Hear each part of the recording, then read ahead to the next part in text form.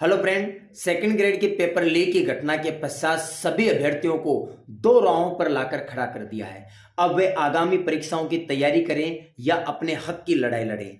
अगर वे आगामी परीक्षाओं की तैयारी करते हैं तो उनका जो हक है, उनकी जो मेहनत है, वो कोई और खरीद ले जाता है।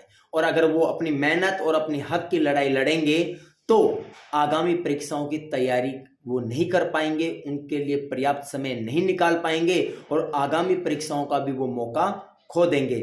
इस वीडियो में हम संपूर्ण बात करने वाले पेपर लीक की घटना को लेकर, साथ ही इसका क्या सॉल्यूशन हो सकता है ये भी हम आपको इस वीडियो में बताएंगे। साथ ही पेपर लीक अगर हुआ है तो इसकी संपूर्ण जांच के पश्चात अगर पेपर लीक हुआ है तो इस पूरी भर्ती प्रक्रिया को रद्द किया जाए। और जो भी अभ्यर्थी मेरे ये वीडियो देख रहे हैं, जो भी सेकंड ग्रेड की भर्ती रद्द करवाने का समर्थन करते हैं, वो सभी इस वीडियो के कमेंट्स में यस लिखें और कमेंट्स में जो टेलीग्राम चैनल का लिंक पिन किया हुआ है वो टेलीग्राम पे आप सर्च करके और उस टेलीग्राम चैनल को ज्वाइन कीजिए।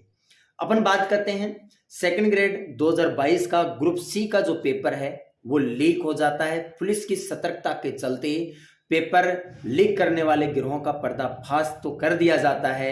एक बस को पकड़ लिया जाता है जिसमें सेकंड ग्रेड का पेपर, जीके का फर्स्ट पेपर जो होना होता है ग्रुप सी का, वो सोल्व करवाया जा रहा होता है और उनका पर्दाफाश करके और उनको पुलिस पकड़ लेती है।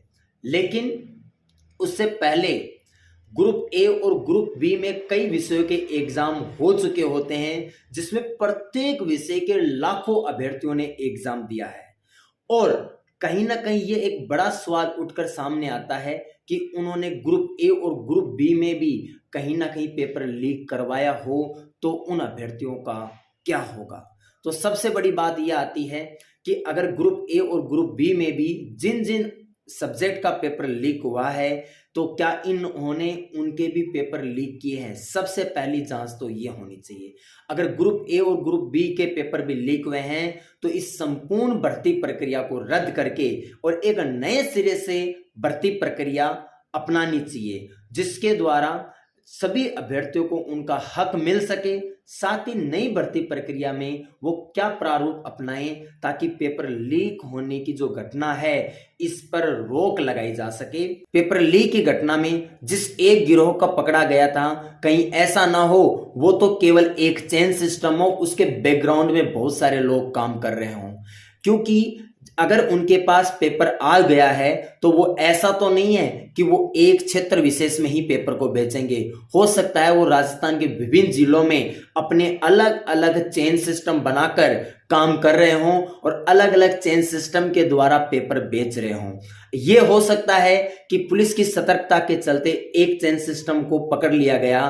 तो सबसे पहला तो सवाल ये है कि कहीं ना कहीं राजस्थान के अन्य जिलों में भी, अन्य क्षेत्रों में भी अगर पेपर लीक की घटना को अंजाम दिया गया है तो इसमें पीछे बैकग्राउंड में कौन कौन व्यक्ति काम कर रहे हैं, उन सब का पता लगाकर उन पर सख्त से सख्त कार्रवाई की जाए।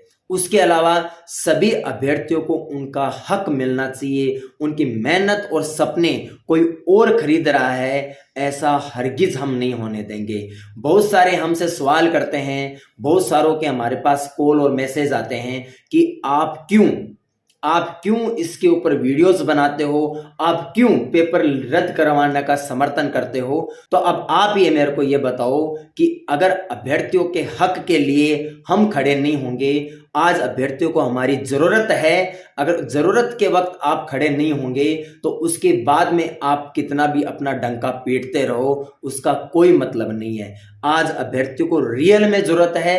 मैं तो आप सभी से आग्रह करना चाहता हूं कि आप सभी भी आइए और अभ्यर्थियों के साथ मजबूती से खड़े होकर उनका जो हक है वो उन्हें वापस दिलाइए। उनकी मेहनत, उनके सपने कोई और खरीद रहा है छीनकर, ऐसा हम बिल्कुल भी नहीं होने देंगे। कोई और तुम्हारे साथ आके खड़ा हो या ना हो, लेकिन मैं हर कदम पे आपके साथ खड़ा रहूंगा। क्योंकि अगर पेपर लीक हुआ है तो संपूर्ण भर्ती प्रक्रिया को रद्द किया जाना चाहिए। मेरे पास बहुत सारे, अब देखो सबसे बड़ा सवाल ये है कि हम भी दो राहों पर आकर खड़े हो गए हैं। हमारे बहुत सारे स्टूडेंट्स ऐसे हैं जो हमारे मार्गदर्शन में तैयारी कर रहे थे, जिनका बहुत अच्छा पेपर हुआ है, उनके सवाल आते हैं कि सर आप पेपर रद्द क्यों करवाने का समर्थन कर रहे हो, हमारा क्या होगा, हमारी तरफ भी देखें। और उन अभ्यर्थियों के भी कॉल मैसेज आते हैं कि सर पेपर लीक हुआ है तो हमारा तो कहीं चांस ही नहीं है, आप भर्ती को रद्द करवाने का समर्थन कीजिए, हम हक के लिए लड़ेंगे, हम सत्य के साथ चलेंगे। पेपर लीक हुआ है तो उसकी संपूर्ण जांच होकर भर्ती प्रक्रिया को रद्द करनी चाहिए। हमारे पास ऐसे अभ्यर्थियों के भी मैसेज आ रहे हैं जो कहते हैं कि सर हमारा पेपर बहुत अच्छा हुआ है, लेकिन हम भी चाहते हैं कि भर्ती रद्द हो क्योंकि पेपर लीक हुआ है। अगर एक भी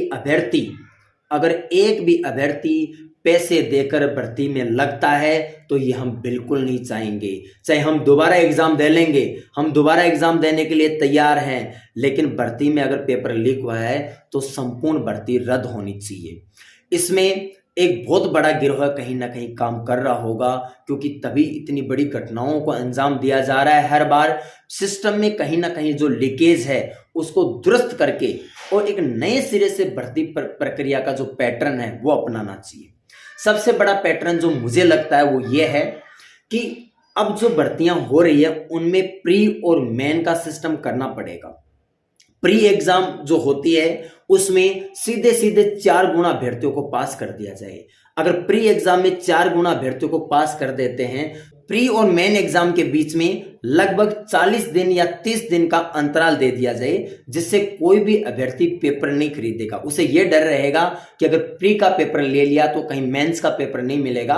तो इस वजह से पेपर खरीदने वालों पर एक तो यहां से इस प्रक्रिया से लगाम लगाई जा सकती है, और दूसरी तरफ प्री एग्जाम जब करवाई जाती है उसमें सीधे 4 गुना अभ्यर्थियों को पास कर दें। आरपीसी अपनी तरफ से फाइनल आंसर की करके उस पर ऑब्जेक्शन और डिलीट क्वेश्चन मांगने की आवश्यकता नहीं है, अपनी तरफ से आंसर की बनाकर और 4 गुना अभ्यर्थियों को पास कर दे। रिजल्ट मात्र 10 से 12 दिन में जारी कर दे, जिसकी वजह से क्योंकि 4 गुना अभ्यर्थियों को पास करे तो 1-2 क्वेश्चन अगर डिलीट होते हैं, 1-2 क्वेश्चन पर आपत्ति लगती है तो उससे कोई फर्क नहीं पड़ने वाला, क्योंकि पहले ही 4 गुना अभ्यर्थियों को पास किया जा रहा है। अब जो 4 गुना अभ्यर्थी हैं उनका 30 से 40 दिन पश्चात एक मेन एग्जाम लिया जाए।